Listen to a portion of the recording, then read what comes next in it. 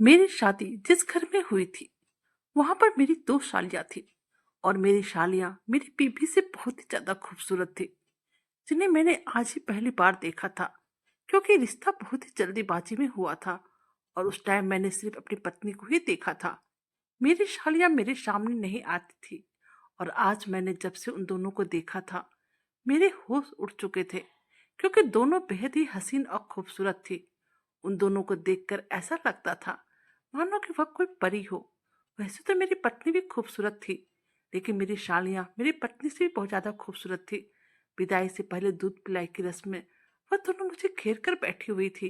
दोनों देखने में एकापर एक थी। और मैं जब भी दोनों को देखता तो ऐसा लगता था कि जैसे बस उसे देखता ही रहूं। उन दोनों के सामने मुझे अपनी बीबी अब कम लगने लगी थी, क्योंकि मेरी पत्नी के चेहरे का रंग उन दोनों बहनों से कुछ कम था। आज शादी की रस्म के बीच वह दोनों बहन मेरी बहुत ही खातिरदारी कर रही थी, और मुझे ये बहुत ही अच्छा लग रहा था। तरह तरह के रस्म हो रहे थे, और उन दोनों खूबसूरत शालियों की वजह से मैं भी इस रस्म में बढ़ चढ़कर हिस्सा ले रहा था। हंसी मजाक का दौर चल रहा था। खैर, अब सारे रस्म हो जाने के बाद विदाई हो चुकी थी, और मैं अपनी पत्नी को लेकर अपने घर आ चुका था। मैं कुछ दिल फेंक आशिक टाइप का इंसान था। बीबी के साथ साथ अब मेरा दिल अपनी दोनों शालियों पर भी आ चुका था, क्योंकि दोनों कम उम्र होने के साथ साथ बेहद खूबसूरत भी थी। मेरे माँ पिताजी और मेरे बड़े भाई गांव में रहते थे, और वहीं पर खेती बाड़ी करते थे। माँ पिताजी हमेशा से बड़े भाई और भाभी के पास ही रहते थे, क्योंकि उन लोगों को गांव में ही मन लगता था। और मेरी माँ की भी उम्र हो चुकी थी, इसलिए वह ज्यादा कहीं पर भी आती जाती नहीं थी। मेरी शादी हो जाने के बाद सभी लोग गांव लौट चुके थे, और अब घर में सिर्फ मैं और मेरी पत्नी रीना ही रह गए थे। मैं अपनी पत्नी रीना के साथ अकेले इस घर में रहता था। बहुत जल्दी मेरी पत्नी ने घर को अच्छे से संभाल लिया था। वह सारा काम खुद ही करती थी। शुरू शुरू में तो मुझे कुछ दिन मेरी पत्नी बहुत ही अच्छी लगी, लेकिन अब वह मुझे अच्छी नहीं लगने लगी थी, क्योंकि मेरा मिजाज कुछ और ही था। मुझे तब तक वह औरत पसंद पड़ती थी जब तक कि मैं उसे पा नहीं लेता, और जैसे मैं उसे पा लेता तो फिर मेरे लिए उसका कोई मतलब ही नहीं रह जाता था। इसलिए मेरी पत्नी मुझे बस शादी के दिन ही अच्छी लगी थी। अब पत्नी थी, साथ में तो रहना ही पड़ता, क्योंकि समाज के सामने शादी हुई थी। लेकिन मैं सिर्फ अपना फर्ज निभा रहा था। दिल से मुझे मेरी पत्नी एक जरा भी अच्छी नहीं लगती थी। और अब मेरे इस दिल में मेरी दोनों शालियों ने अपना घर बना लिया था, और जिसे कि मैं अब किसी भी कीमत पर पाना चाहता था। मैं इतना रंगीन मिजाज आदमी था कि जब भी मैं किसी खूबसूरत लड़की को देखता तो मेरा दिल मचलने लगता था, और सिर्फ मेरे दिमाग में यही चलता था कि कैसे मैं उस लड़की के साथ अपनी हवस मिटा लूं। और आजकल मेरी आंखों में सिर्फ मेरी हसीन सालियां ही दिखती थी। मेरी शादी को बस एक हफ्ता ही गुजरा था। मैंने रीना से कहा, चलो तुम्हारी माँ के घर चलते हैं। आखिर तुम्हें भी तुम्हारी माँ बहनों की याद आती होगी। मेरे ससुर बहुत ही शरीफ इंसान थे। उनकी तीन बेटियां थी, बेटा कोई नहीं था। मेरी बात सुनकर रीना खुश हो गई और बहुत ही अच्छे से तैयार हो गई। मायके जाने के नाम पर उसके चेहरे पर चमक आ गई थी, और वह रह कर मुस्कुरा रही थी। अपने अपनी पत्नी को लेकर ससुराल पहुंच गया था। हमें यूं अचानक देखकर मेरे ससुराल वाले घबरा गए। मेरे ससुर जी कहने लगे, बेटा जी सब सही है ना? अचानक आप लोग आ गए, कोई खबर नहीं किया? अगर खबर कर दिए होते तो मैं कुछ खाने का इंतजाम कर लेता। मैंने कहा, ससुर जी और सासू माँ, आप दोनों को परेशान होने की जरूरत नहीं है। मैं कोई गैर थोड़ो ना हूँ। मैं तो आपका अपना हूँ। आप मुझे अपना बेटा समझिए। मेरी बात सुनकर मेरे सास ससुर दोनों ही निहाल हो गए, और मुझे ढेरों आशीर्वाद देने लगे, और कहने लगे, हम लोग बहुत ही खुश नसीब हैं कि आप जैसा दामाद मिला है। फिर मैंने कहा, अगर आप मुझे बेटा समझती हैं तो घर में जो भी खाना बना है आप बस वही खाना हमें खिला दीजिए, और बाजार से कुछ भी मत मंगवाइए। लेकिन मेरे ससुर जी बाजार गए और वहां से पनीर टिक्का, चिकन बिरयानी और गाजर का हलवा लेकर आए। फिर हम सभी लोगों ने मिलकर एक साथ खाना खाया। मेरी दोनों शालियां मेरे सामने ही बैठी थी, और मुझे बार बार पनीर टिक्का, चिकन बिरयानी खाने के लिए बोल रही थी। वह दोनों कह रही थी, आपने तो कुछ खाया ही नहीं। जरा खाकर देखिए कितना टेस्टी पनीर टिक्का है। हम लोगों की गली में बहुत ही अच्छा पनीर टिक्का बनाता है, लेकिन मेरा ध्यान तो आज खाना खाने पे कम और दोनों सालियों की खूबसूरती पर ज़्यादा टिका हुआ था। खैर, आज खाना मैंने बड़े ही अच्छे माहौल में खाया। खाना खाने के बाद मैं ड्राइंग रूम के सोफे पे आकर बैठ गया। मेरा दिल तो वापस जाने के लिए तैयार ही नहीं हो रहा था। इसलिए अपने सालियों से कहने लगा, जाओ लूडो लेकर आओ, आज हम सभी लोग मिलकर साथ में लूडो खेलेंगे। लेकिन ससुर जी बोले कि मैं काफी थक गया हूँ, इसलिए अब सोने के लिए जा रहा हूँ। फिर मेरे सास और ससुर दोनों ही सोने के लिए चले गए। अब घर में लूडो की महफिल जम चुकी थी। लूडो खेलते खेलते रात के 12 बज चुके थे। बहाने बहाने से मैं अपने पास बैठी सबसे छोटी साली, जिसका नाम रुचि था, उसे कभी इधर उधर छू लिया करता था।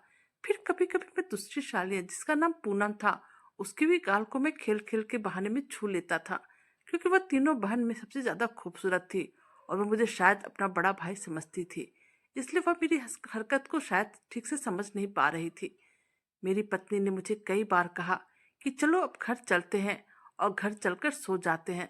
असल में मेरे घर से मेरी ससुराल की दूरी मात्र 5 किलोमीटर थी और बाइक से जाने में मुझे आधा घंटा से ज़्यादा समय नहीं लगता था। इसलिए रीना मुझे बार बार घर जाने को कह रही थी, परंतु मुझे तो अपने घर जाने का मन ही नहीं कर रहा था। मुझे तो यही ससुराल में शादियों के बीच में मजा आ रहा था और इसी कारण से मैं हर बार अपनी पत्नी रीना को मना करता रहा।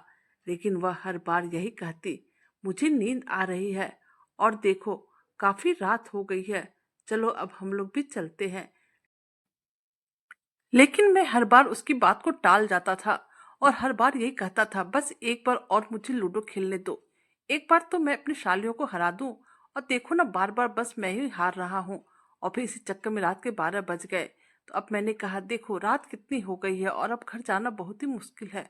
ऐसा करते यहीं पर सो जाते हैं, सुबह उठकर चले जाएंगे। असल में मेरे ससुराल में समस्या यह थी कि मेरी सास के जो घर था वो बहुत ही छोटा था। बस 2 ही कमरे थे और एक छोटा सा ड्राइंग रूम था। एक कमरे में मेरी सास ससुर रहते थे, दूसरे कमरे में मेरी दोनों सालियां रहती थी। लेकिन आज मजबूरन दोनों ने अपना कमरा हमें दे दिया। सुबह नाश्ता करने के बाद मैं अपना घर लौटा था, लेकिन सालियों की हुस्न का जादू मेरे सर पर सवार हो चुका था। घर आने के बाद भी मुझे बार बार अपनी सालियों की ही याद आती थी। दिल करता था कि बस उन दोनों को ही देखता रहूं। और इसलिए एक दिन मैंने रीना से कहा कि देखो, दिन भर तुम घर में अकेले रहती हो, मैं तो ऑफिस चला जाता हूँ और मुझे पता है कि तुम अकेले रहने के कारण बोर हो जाती होगी। क्यों नहीं तुम अपनी दोनों बहन को यहाँ पर बुला लेती हो, तुम्हारा भी दिल लग जाएगा और तुम्हें यूं उदास नहीं रहना पड़ेगा। मैं चाहता था कि किसी न किसी तरह मेरी शालिया यहाँ पर रहने आ जाए।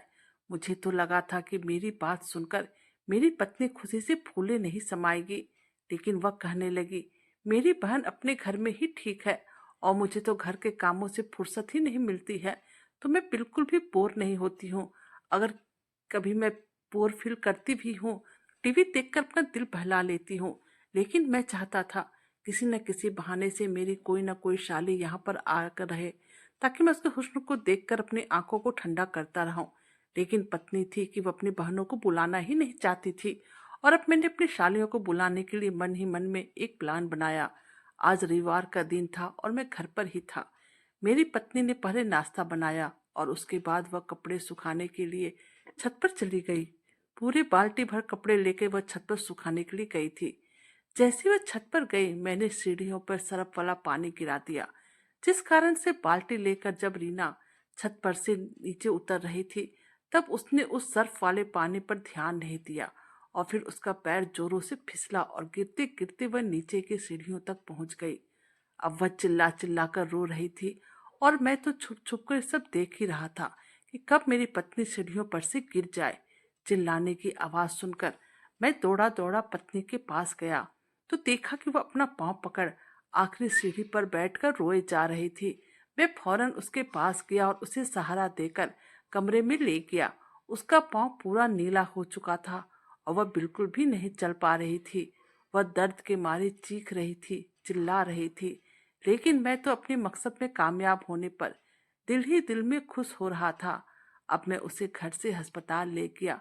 सब कुछ मेरे प्लानिंग के मुताबिक हुआ था और उसके पाँव की हड्डी टूट चुकी थी। रीना दर्द के मारे रोए जा रही थी, इसलिए मैंने फौरन यह खबर अपने ससुराल में बता दिया और अब मेरे सास ससुर के साथ मेरी दोनों शालियां भी घर पहुंच गई थी, जिसे देखकर मैं काफी खुश हो रहा था। रीना अपनी माँ के साथ गले लाकर रो रही थी। मेरी सास कहने लगी, बेटा तुम कहो तो मैं रीना को अपने साथ घर ले जाती हूँ ताकि हम उनकी देखभाल कर सके। मैंने कहा, देखिए यह तो मुमकिन नहीं है, मैं अकेला घर पर रीना के बिना कैसे रहूंगा। हाँ, अगर आप सही समझे तो आप मेरी दोनों सालियों को यहाँ पर छोड़ दीजिए, यह अपनी बहन को संभाल लेंगी। रीना से छोटी पूनम थी, वह मेरी पत्नी से 2 साल ही छोटी थी और बहुत ही ज्यादा खूबसूरत थी। और फिर सबसे छोटी साली का नाम रुचि था। रुचि और पूनम दोनों ही यहाँ पर रहने के लिए तैयार हो गई थी, क्योंकि अपनी बहन की हालत देखकर वही परेशान हुई थी। लेकिन मेरे सास ससुर ने कहा कि हम लोगों के साथ भी तो कोई होना चाहिए। ऐसा करते पूनम यहाँ रीना के पास रुक जाती है और रुचि को लेकर हम लोग चले जाते हैं, क्योंकि घर पर भी तो किसी की जरूरत रहेगी। फिर पूनम यहाँ पर रुक जाती है और रुचि को मेरे सास ससुर अपने साथ लेकर चले जाते हैं। अब मुझे भरपूर मौका मिल गया था अपनी शाली पूनम के साथ रहने को, क्योंकि पैर टूट जाने के कारण मेरी पत्नी तो बेड पर ही पड़ी रहती थी। पूनम रीना को खाना तक बेड पर लाकर देती थी। शुरू शुरू में तो मैं पूनम से खुलकर मजाक करना स्टार्ट किया ताकि वह मेरी बात को समझे, लेकिन वह तो मेरी बात सुनकर सीरियस हो जाती थी और मुझे कोई भी जवाब नहीं देती थी। अगर मैं उसके करीब होने लगता वह मुझसे दूर हो जाती और साफ कहती, जीजा जी आप जरा मुझसे दूरी बनाकर बात किया करें। उसके इस शब्द से मैं कुछ कुछ समझ गया, यह तो मुझे किसी भी कीमत पर घास डालने को तैयार नहीं है। फिर भी जब वह घर के कामों से फ्री होती तो मैं चाहता था कि मैं मजाक मजाक में ही उसके साथ ऐसी शरारत कर जाऊं जिससे कि मेरा दिल बहल जाए। लेकिन पूनम तो रात में तुरंत खाना खाने के बाद अपने कमरे में चली जाती थी और फिर दरवाजा को अच्छे से बंद कर लेती थी। मैं चाहता था कि मैं उससे देर रात तक बातें करता रहूं और फिर अपना मकसद पूरा कर लूं, लेकिन पूनम मुझे अपने पास पहुंचने का एक भी मौका नहीं दे रही थी। समय यूं ही गुजरता जा रहा था, लेकिन एक बार किस्मत ने मुझे वह मौका दे ही दिया। एक दिन मैं जल्दी ही ऑफिस से घर चला आया तो मैंने देखा कि पूनम किचन में काम कर रही थी। ऑफिस से घर आने के बाद पहले मुझे अपनी पत्नी का हालचाल पूछना चाहिए था, लेकिन पत्नी के पास ना जाकर मैं सीधा किचन में दाखिल हो गया। पूनम वहां पर आराम से बिना दुपट्टे के खाना बना रही थी। शायद गर्मी की वजह से उसने अपना दुपट्टा उतारकर किचन के दरवाजे पर लटका दिया था। उसे बिल्कुल भी अंदाजा नहीं था कि मैं उसे इस हाल में देखूंगा, क्योंकि वह तो सोच रही थी कि मैं तो ऑफिस में हूँ, लेकिन आज मैं ऑफिस से पहले ही घर चला आया था और आते ही किचन में चला आया था। और अब जैसे मैंने पूनम को उस रूप को देखा, मेरे अंदर एक आग सी लग गई। बिना दुपट्टे में उसका पूरा शरीर साफ नजर आ रहा था। उसके वह अंग मुझे ललचा रहे थे और मैं उसे एकटक देखे जा रहा था। पूनम तो अपने काम में मगन थी, लेकिन अब शायद उसे एहसास हो गया कोई उसे देख रहा है, इसलिए उसने बहुत ही चौंक कर और एकदम से पलटकर मेरी तरफ देखा। वह मुझे देखकर एकदम से बदहास हो गई और अब मैं भी कुछ संभल गया। मैंने जल्दी से उसे कहा, मैं तो ग्लास लेने के लिए आया था, जरा मुझे ग्लास पकड़ा दो। शायद उसे बिना दुपट्टे के मेरे सामने आने में शर्म महसूस हो रही थी। उसने अपनी नजरें नीचे झुका ली, परंतु मैं तो बहुत ही मजे से उसे देख रहा था और उसकी इस हालत से भी मजा उठा रहा था। उसने गिलास उठाया, मेरी तरफ बढ़ा दिया और दूसरे हाथ से दरवाजे से अपना दुपट्टा उतारकर खुद पे डाल लिया। मैंने उसके हाथों से गिलास न पकड़कर उसका हाथ ही पकड़ लिया। मेरी इस हरकत से वो मुझे हैरत भरी नजरों से देखने लगी और अब मैं भी शराफत दिखा दिखा कर तंग आ चुका था। और आज पूनम का यह रूप देखकर अब मुझे एक जरा ही बर्दाश्त नहीं हो रहा था। मैंने पत्नी का पाँव इसलिए नहीं तोड़ा था कि केवल अपनी साली का शक्ल ही देखता रहूं। वह मेरे से हाथ छुड़ाने की कोशिश करने लगी, लेकिन मैं उसका हाथ नहीं छोड़ रहा था और वह मुझे बहुत ही गुस्से के साथ देखने लगी और बोली, जीजा जी मेरा हाथ छोड़िए। मैंने उसे कहा, पूनम शायद तुम्हें पता नहीं है तुम कितनी ज्यादा खूबसूरत हो और तुम्हारा यह रूप देखकर अब मुझसे रहा नहीं जा रहा है। कहकर मैं उसके बेहद करीब आ गया। मैं जानता था कि अगर किसी औरत की तारीफ कर दो तो वह अवश्य ही पिघल जाती है। इसलिए मैंने शुरुआत की। लेकिन पूनम उन औरतों जैसी बिल्कुल नहीं थी जो कि अपनी तारीफ सुनकर सब कुछ भूल जाए। अब उसने मेरे साथ जो किया वो मैं सोच भी नहीं सकता था। उसने मुझे जोर से धक्का दिया और मैं किचन के दरवाजे के पास मुंह बल गिर गया। वह किचन से निकलकर कमरे की तरफ आ गई। उसका यूं धक्का देना मुझे बहुत ही बुरा लगा था।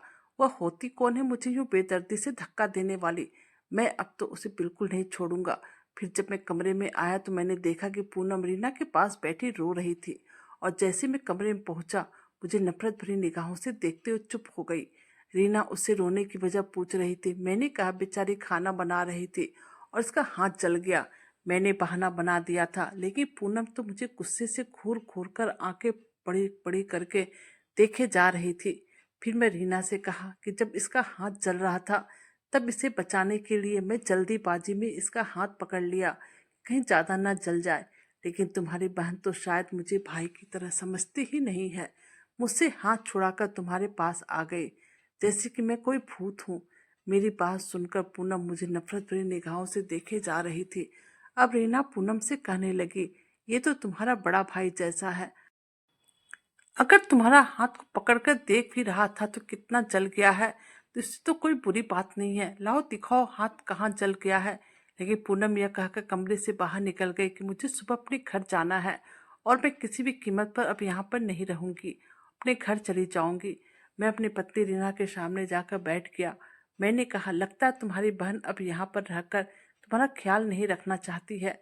उसे तो बस वापस जाने का बहाना चाहिए। मुझे तो बिल्कुल नहीं पता था कि वह मुझे अपना बड़ा भाई नहीं समझती है। अगर तुम्हारा पैर ठीक रहता तो मैं कभी भी तुम्हारी बहन के इस व्यवहार को बर्दाश्त नहीं करता और उसे अभी के अभी उसके घर छोड़कर आता। लेकिन फिलहाल मेरी मजबूरी है। इतनी जल्दी नौकरानियां मिलेगी भी कि नहीं, और मैं नौकरानियों के ऊपर पूरा घर और तुम्हें छोड़कर बिल्कुल भी बाहर काम करने के लिए नहीं जा सकता हूँ, क्योंकि मुझे नौकरानियों पर एक जरा भरोसा नहीं है। नौकरानियां लोग ना जाने कब क्या करते हैं, कुछ कह नहीं सकते। और तुम्हारे पाँव का भी यही हाल है कि तुम बिना किसी के सहारे चल भी नहीं सकती हो। इसलिए समझाओ अपनी बहन को, रीना को। कहने लगी, आप चिंता ना करो, मैं पूनम से बात करूंगी। मैंने कहा, देखो मैं तुम्हारी दोनों छोटी बहन को अपनी बहन समझता हूँ, लेकिन पूनम की आज की हरकत ने मुझे अपने ही नज़रों में शर्मिंदा करके रख दिया है। वह तो मुझसे यूं हाथ छुड़ा कर भागी थी जैसे कि मैं कोई बहुत ही बिगड़ा आदमी हूँ। मैंने अपनी पत्नी के सामने अपने किरदार को बिल्कुल साफ सुथरा कर लिया था। मेरी बात सुनकर अब रीना उल्टा मुझसे माफ़ी मांगने लगी और कहने लगी कि बच्ची है, उसे इतनी समझ नहीं है, चलो छोड़ो। फिर मैं अपनी पत्नी को समझाने बुझाकर कमरे से बाहर आ चुका था। कमरे से बाहर आने के बाद मैं किचन में आया। मुझे लगा कि पूनम किचन में होगी, लेकिन किचन में सब कुछ वैसे के वैसे फैला हुआ था, क्योंकि शायद पूनम दूसरे कमरे में चली गई थी। मैं किचन में अपने लिए और रीना के लिए खुद से खाना लिया। फिर कमरे में जाकर रीना के साथ बैठकर खाना खाने लगा। खाना खाते खाते मैंने रीना से कहा, देखो तुम्हारी बहन अभी भी मुंह फुलाकर अपने कमरे में बैठी है और मैं खुद ही तुम्हारे लिए खाना लेकर आया हूँ। मेरी बात सुन सुनकर रीना शर्मिंदा हो जा रही थी। खाना खाने के बाद मैं रीना को दवाइयाँ खिलाई और उन दवाइयों में मैंने नींद की गोली भी शामिल कर दी। से खाने के बाद रीना अब गहरी नींद में सो चुकी थी। उसे कुछ भी होश नहीं था, क्योंकि एक दो बार मैंने उसे हिला डुला कर देखा था कि लेकिन वह बेखबर होकर सो रही थी। नींद की गोलियों ने अपना कमाल कर दिया था और अब वह रीना बहुत देर तक उठने वाली बिल्कुल भी नहीं थी। अब मैं अपने कमरे में बाहर निकल आया और पूनम के कमरे की तरफ गया तो देखा कि उसके कमरे का दरवाजा लॉक था। मैंने दरवाजे पर दस्तक दे कहा कि पूनम, रीना की तबीयत बहुत ही ज़्यादा खराब हो गई है, वह तुम्हें बुला रही है। मैं झूठ बोला था, क्योंकि मैं जानता था अगर मैं वैसे ही दरवाज़ा खटखटाऊंगा तो वह कभी भी मेरे लिए दरवाज़ा नहीं खोलेगी। मेरा यह कहना था कि पूनम ने फौरन कमरे का दरवाज़ा खोल दिया और जैसे वह रीना के कमरे की ओर जाने लगी, मैंने उसे बाजू से पकड़ा और कमरे के अंदर धकेल कर खुद भी कमरे के अंदर चला गया और कमरे का दरवाजा बंद कर दिया। यह देखकर पूनम के चेहरे की रंगत उड़ गई थी। वह कहने लगी, प्लीज जीजा जी, यह आप क्या कर रहे हो। मैंने कहा, जीजा जी तो है, आधा हक तो मेरा भी बनता ही है, और तुम इतना भी ना समझ नहीं हो कि यह ना समझ सको कि मेरे मन में तुम्हारे लेकर क्या चल रहा है। लेकिन आज जब से मैंने तुम्हारा वह रूप देखा है, अब मुझसे बर्दाश्त नहीं हो रहा है। आज तो मैं तुम्हें किसी भी कीमत पर अपना बनाकर रहूंगा। क्योंकि तुम्हारी सोच ने मुझे पागल करके रखा है। मैं बड़ी मुश्किलों से तुम्हें यहाँ बुलाया है। मेरी ये बात सुनकर चेहरे का तो रंगत ही उठ चुका था और मैंने अपनी दोनों बाहों में कसकर जकड़ लिया। वह कहने लगी, शर्म करो, मैं आपकी छोटी बहन जैसी हूँ। भगवान के लिए अपने हथ मत भूलिए। चले जाइए, लेकिन मेरा तो ऐसा कोई इरादा नहीं था। मैं जो अपना गंदा इरादा लेकर उस कमरे में दाखिल हुआ था, उसे मुझे किसी भी कीमत में पूरा करना था। अब मैं उसे पलंग पर पटक दिया। वह चिल्लाने लगी तो मैंने उसे कहा, चिल्लाने की जरूरत नहीं है। तुम्हारी दीदी सुबह होने से पहले बिल्कुल भी उठने वाली नहीं है, क्योंकि मैंने उसे नींद की गोलियां दे दी है। अगर तुमने चिल्लाने की कोशिश की तो मैं तुम्हारे मुंह में कपड़ा ठूस दूंगा। मैं नहीं चाहता कि तुम्हें कोई तकलीफ हो, इसलिए इस चुपचाप से जैसा कह रहा हूँ वैसा करो। अब वह तड़प रही थी और मैं उसका भरपूर मजा ले रहा था। वह मेरे सामने हाथ जोड़कर रोती रही, मुझे छोड़ने के लिए मिन्नतें करती रही, लेकिन मैंने उसे बिल्कुल भी नहीं छोड़ा और पूरी तरह से निचोड़ कर रख दिया। मैंने उसकी जवानी का भरपूर मजा लिया। रात भर मैं उसके साथ मजे करता रहा और अब जैसे सुबह होने को आया तो मैं उससे अलग हुआ। वह सुबह मुझे कहने लगी, मैं दीदी को सभी कुछ बता दूंगी। उसकी बात सुनकर मैंने उसे धमकाना शुरू किया, अगर तुमने रीना के सामने अपनी जबान खोली, मैं तुम्हारी दीदी को तलाक दे दूंगा और जिस कारण से उसकी जिंदगी बर्बाद हो जाएगी। और अगर तब भी तुमने ये बात किसी को बताने की कोशिश की तो मेरे साथ जो होगा सो होगा, लेकिन तुम्हारी जिंदगी पर भी एक बड़ा दाग लग जाएगा। अभी तो यह बात तुम्हारे और मेरे बीच में है और भला इसी में है, तो अपनी जबान बंद रखो। वह बस रोए जा रही थी और अपने उस कमरे से छोड़कर अपने कमरे में आकर सो गया। अगली सुबह पूनम को तेज बुखार हो चुका था। रीना यह देखकर बेहद परेशान हो गई थी और कहने लगी, यह तो खुद ही बीमार पड़ गई, मुझे क्या संभालेगी। अब रीना हल्का हल्का खुद ही चलने भी लगी थी। मैंने कहा, ऐसा करो, इसे घर भिजवा दो और अपनी छोटी बहन को बुला लो, वो तुम्हारी देखभाल कर लेगी। क्योंकि मेरी दिलचस्पी अब पूनम से खत्म हो चुकी थी, क्योंकि मैंने तो उसे पूरी तरह से निचोड़कर अपना बना ही लिया था और अब मुझे अपने सबसे छोटी साली रुचि में दिलचस्पी होने लगी थी, जो कि अभी सिर्फ 16 साल की थी। मेरी बेको पत्नी मेरी हर बात को मान रही थी। मैंने फोन लगाकर रीना को पकड़ा दिया। फोन पर मेरे ससुर थे तो रीना कहने लगी, पापा, पूनम को बुखार हो गया है, आप इसे आकर ले जाइए और ऐसा करें, रुचि को साथ में लेते आइए। 10-15 दिन की और बात है, रुचि आकर रह रहेगी तो मैं पूरी तरह से ठीक हो जाऊंगी, क्योंकि अभी मैं पूरी तरह से ठीक नहीं हुई हूँ और मैं घर को नहीं संभाल सकती हूँ। लेकिन जैसे यह बात पूनम को पता चली, वह कहने लगी, नहीं नहीं, रुचि यहाँ पर नहीं आएगी, मैं दवाइयाँ खा लूंगी तो ठीक हो जाऊंगी, थोड़ा सा ही तो बुखार है। थकान के कारण हो गया था, परंतु अब मुझे थोड़ा थोड़ा ठीक लग रहा है और मुझे विश्वास है कि मैं जब दवाइयाँ खाऊंगी पूरी तरह से ठीक हो जाऊंगी। पूनम की यह बात सुनकर मैंने उसे गुस्से से देखा और कहा, तुम्हें आराम की जरूरत है, तुम घर जाओ और अपनी छोटी बहन रुचि को भेज दो, वो घर संभाल लेगी। लेकिन पूनम मेरे इरादों को समझ चुकी थी, इसलिए छोटी बहन को बर्बाद नहीं करवाना चाहती थी। अब तो वह बुखार में भी उठकर काम करने लगती, कहने लगती और कहती, बिल्कुल ठीक हूँ। मेरी 1000 कोशिश के बावजूद पूनम ने रुचि को नहीं आने दिया था। कुछ दिन बाद मेरे सर पर फिर से शैतान सवार होने लगा और मैं फिर से किचन में दाखिल हुआ। पूनम उस वक्त खाना बना रही थी।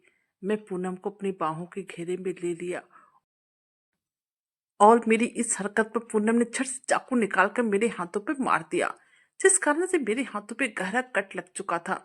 अब मैंने उसे छोड़ दिया क्योंकि मेरे हाथों से खून निकलने लगा था। मैंने गुस्से से कहा, पागल लड़की, तुमने क्या किया। वह कहने लगी, आइंदा मुझे छूने की कोशिश की तो मार डालूंगी। उसकी आंखों में इस वक्त खून उतरा हुआ था। पहली बार मैं उसके इस जुनून को देखकर डर गया था। मैं फौरन अपने कमरे में चला आया, लेकिन मुझे उस पर बहुत ही ज्यादा गुस्सा आ रहा था।